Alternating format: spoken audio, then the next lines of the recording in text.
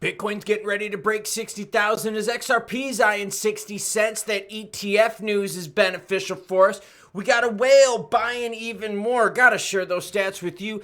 NFT sales are down. The SEC went after them as securities. And we also got... Due to the graphic nature of this program, listener discretion is advised. And we also got your comments. Drop me hot, spicy, relevant, doggy pictures. Maybe I'll share it in the next video.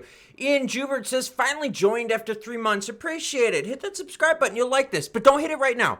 Here a few minutes first and let me know if it's worth the sub. You are constant and we think alike. Keep it up, dude. No pain, no gain, no refrain. Yeah, I got to do a 3-hour run today and it is pouring outside. I don't know hell how I'm going to do. I'm going to put my hat on. Resting heart rate got down to 42 last night. I got some good rest. Meanwhile, my boy Lucas is joining me in the studio. He's right down there. Let's get to that heat map and then some XRP and juicy crypto news. Bitcoin's sitting at 59,863. We're getting close to that 60,000 mark, and the market will heat up when we breach 60. It's happening on a weekend, so we might not get the biggest volume out there, but I'll take 60,000 BTC and 60 cent XRP. ETH at 2420 while BNB's inching close to that 600 mark. Sol kind of boring here along with ADA. Charles, no love for that, man. XRP at 58.8 while XLM has Meridian coming up and the price is still under 10 cents. Crypto markets added 70 billion yesterday as BTC soared to a 16-day peak. Yeah, it was a little rough here because we were all trying to price in the action from Jerome Powell and the Fed. Right now, the odds are so close to 50-50 between a 50 basis point cut and a 25. Keep your eyes peeled because we're going to have a live stream next week on Wednesday, 2 p.m. Eastern time. Hit that notification bell so you don't miss out.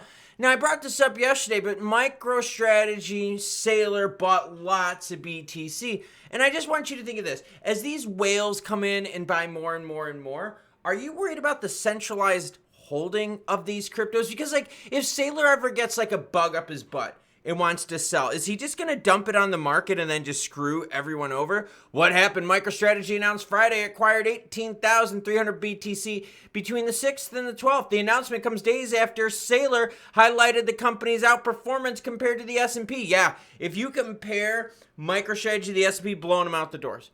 So basically, like, owning MicroStrategy is like owning BTC, but of a security version.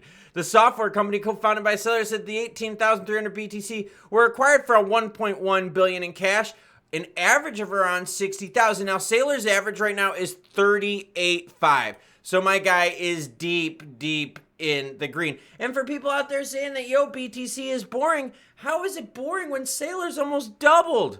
Almost doubled his money my guy has been buying for years. NFC sales dropped 7.91%. And I know what you're thinking. Stick a finger down your throat or up your... Oh, this is gross, Klaus. NFTs. I know. I'm bringing this up, though, because the SEC went after NFTs last week, calling them a security. And I do know we have some digital artists that watch this. I try to make news for everyone, right? Good or bad, happy or sad. I try to touch on everything. Again, touch the like button and the subscribe button if you dig this kind of stuff. But basically what happened was this. SEC went out and said, look, NFTs are securities. All of a sudden we had some crypto advocacy groups come out and say, yo, that's not right. Meanwhile, we see volume coming down. In general, volume has been coming down for NFTs because they've all been pretty shitty and they haven't given us the utility we've been looking for. In the past 7 days, NFT sales totaled 75 million, marking an almost 8% dip from last week's figures.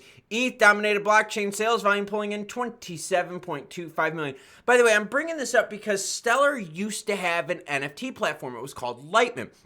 It was really good, really popular for a while, and then just died. The reason it died is because there wasn't enough juice, not enough action, not enough buyers on the Stellar chain for NFTs. And this is what's happening. They're going over to the ETH chain. They're doing a little bit in Solana. They're doing a little bit here and there.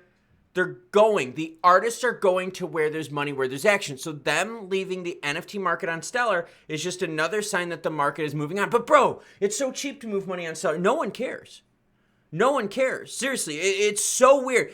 ETH and Solana are just stealing the juice. All right. Whoa. Increasing XRP supply to 200 billion. What the hell is going on? We're already talking about how we got too much supply right now and we want to burn a bunch of it. But now we're talking about 200 billion? I had to say that because of the McDonald's commercials. I wanted to feel cool and fit in on this Saturday as I look outside and the depression sinks in because I got to go run on this. I'm going to put the old boonie cap on. I'm going to put some shoes on. I got to pack extra socks in my bag because I got a 3-hour run in the hills today. I'm going to get fucking soaked. Ripple CTO weighs in on a proposal to increase the XRP total supply from 1 billion to 200 billion. Please don't. Here is the proposal, okay? And as always, any article you've seen in this video, along with all my other ones, will be linked in the description below. There are people out there on all sides of the spectrum, and that's why I'm bringing this story up. And don't worry, XRP price action at the end. While a lot of us are like, yo, just burn this shit, man. Make it more scarce. Some people out there are like, yo, let's add to the supply. Vet says this: I propose to double the XRP supply from 100 billion to 200 billion, but the maintainers of the XRPLF repo are calling me nuts. They don't want to review and merge my code. I got together with some other folks, merged the code for doubling the XRP supply in our version of Ripple. I also announced on X the new version where to get it, and suddenly a lot of node operators go to my repository. They update and run my version of XRPL software, everyone except for Ripple. They insist on keeping the supply of 100 billion. Now, this is where we talk about decentralization, and is XRPL really decentralized if Ripple's pulling the shots? And I'm bringing this up because some of you out there, and a good chunk of you, are saying, yo, Ripple burn part of the supply, but they're like, no, don't burn it. Yeah, because they're using it for funds. Then some people out here are like, yo, increase supply, and Ripple's like, no, we don't want that. So is it really what Ripple wants, Ripple gets? Ripple can do exactly zero to prevent what I started. They essentially forked, which is the most important feature of a blockchain. To fork when you disagree. Can you fork X and do your own while keeping all your accounts, messages, and posts? No. If we indeed want to pull this off, we need to convince the most important stakeholders, the exchanges and the community, that our XRPL software is a better move. But that goes too far for my example. It can be best observed when you look at the Bitcoin block size wars. Now, this is what Schwartz said. All right. And now, mind you, Schwartz has said some really dumb shit out there. Okay. Like, for real, he said some really dumb shit. But this you got to hear.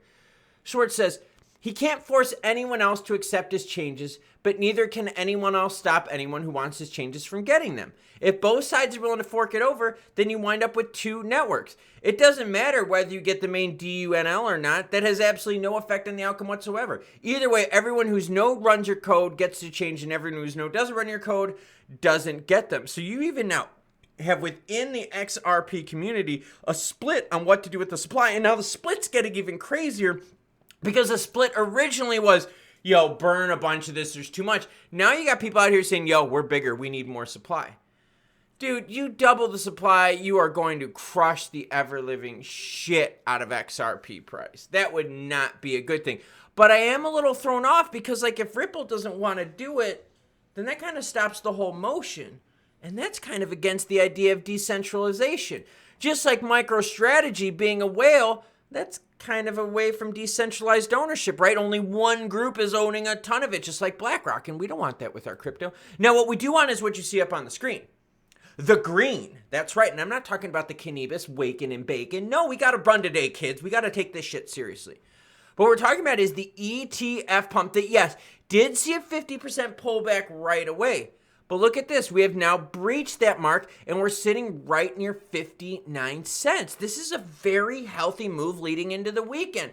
And what I love about this move is, yes, it is tied into the move up with BTC and the rest of the crypto market, but XRP had a head start with the ETF conversion possible. It's actually a trust that was launched, okay? Grayscale has a whole bunch of these trusts. They even have an XLM trust. But the reason they launched an XRP trust is because people are into it. I showed you yesterday that there was about 50x difference between XRP volume and Stellar volume. Sometimes 30 to 50x difference in the volume. So when are you going to sell a product? When are you going to launch a product?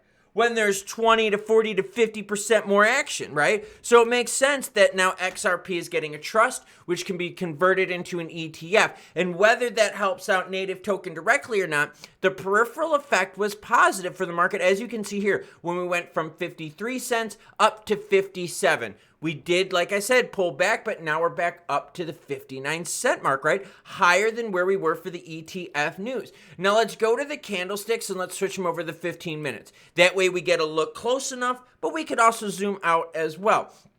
That's the move right there on the ETF. And you can see the pullback right here, as I talked about. going up. Now, where are we going to find resistance? Well, it's still too early on this move. I woke up this morning, I had a bunch of alerts on my phone. I had the alerts on my phone set for 58 cents. And the reason I had them set for 58 is because basically we got rejected at 58 twice here on the ETF news. So I was like, yo, wake me up when it breaks the resistance. And we did. So now we broke 58. We got to look at when was the last time we were 60. And that was back here in August, about 3 weeks ago, and we could not hold 62.63 cents. So looking at breaching 59, then we got to look at what we can do about 60. This weekend is going to be low volume, but as of now, volume is actually held fairly strong. We're still at 1.1 billion in volume, and that increase, that uptick in volume that we've seen, which again on the weekends it's normally quite a bit lower, is because the ETF conversion news, right? They launched a trust. There's several steps you got to go through to get to an ETF, and we're on our way to receiving that. So XRP holders, be happy this Saturday morning. You're not about to run 3 hours in the rain. You're looking at green XRP on the screen. And I just checked the weather, and it's going to be raining pretty much my entire run, and it's very humid and muggy out. So this one is not going to be fun. Gonna have the old boonie cap on. I'm gonna have my pack on, my hydration bladders, and I'm gonna try to knock out 3 hours in the rain. Yeah, I'm looking at you outside. You better stop there. Stop there when I get ready. Might procrastinate a little bit this morning. But the market right now is really looking forward to Jerome Powell next week. Wednesday's the big day for the announcement, and right now the market's like, yo, 50-50 chance of getting a 50 or 25 basis point cut. If we get a 50, I could see the market definitely reacting to the positive side, definitely putting more green into the price action. But then we're going to start pivoting to like jobs data and other inflation data to see, well, wait a minute, did we have to cut at 50 because we overdid it before? And this is that fine line we got to watch, and we got to balance things. And what's interesting about this is the market is pricing in more optimism right now as we get closer to the Fed meeting. So is the market expecting a 50 basis point cut? If we get a 25, are we going to pull on back? Well, that's why you hit the subscribe button so you don't miss out, because we're going to be bringing the announcement live in just a few days. Chat is always lit. I like to hang out with the chat while JP goes on the mic and speaks. But hit that subscribe button, notification bell, so you don't miss out, because all eyes, including these, are going to be on Jerome Powell next week, Wednesday. Now, in terms of XRP price, yeah, I think it's great that we're getting a bump on ETF news. Is it the moon god candle that a lot of people wanted? No, but geez, be realistic. That's been the point of this channel. Be realistic here. Stop saying that every news announcement is God candle, God candle. You wake up one day and XRP's $100. No. You wake up one day and it's 59 cents. Maybe you wake up another day and it's at 63 cents. Maybe you wake up 2 months from now and it's at 70 cents. It's much more sustainable if we step our way up on gradually rather than this, because you know what happens? That happens right afterwards. Just like we saw with the Torres announcement. Torres' initial pump in 2023 erased 50% of its gains, and then erased 100% of its gains shortly after. The most recent Torres pump erased 50% of its gains. The most recent ETF pump erased 50% of its gains. So let's stair-step this on the way up, because it's a lot more sustainable for the market and a lot easier for all of us to digest.